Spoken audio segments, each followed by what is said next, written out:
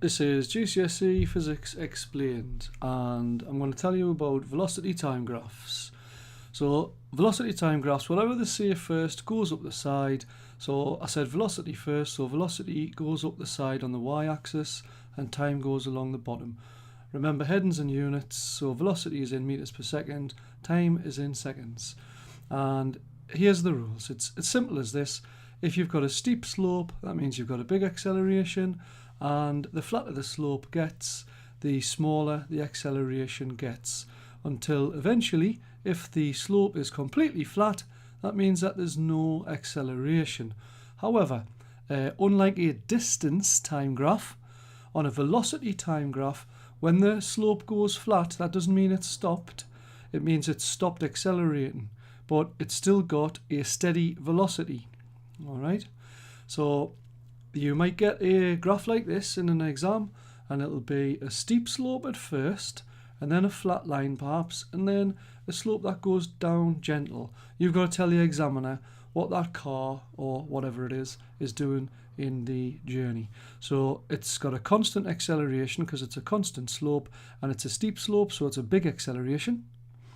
And then it travels at a steady speed, zero acceleration, and then it slows down, but it takes a long time to do it. So that means he's got his brakes on, but he's not pressing them very hard. So he's decelerating, but he's doing it slowly. All right. And this graph here, this would be a car or whatever, traveling along at a constant velocity, and then bang, it hits something and it stops immediately. So it's like a car crashing into a wall or something. So that's got a massive deceleration because that's a very, very steep slope. Okay, so let's use that information to determine what a slope that's going up steadily like that means. Well, at first the gradient is quite flat, so it just means it is getting faster, it is accelerating, right? The velocity is going up, but it's not going up very fast. And then here, the velocity is going up a little bit faster, so that means it's accelerating a bit quicker.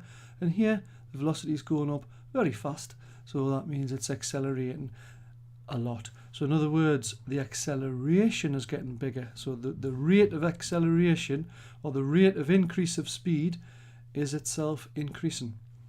So in conclusion, the gradient of the slope of the velocity time graph tells us the acceleration.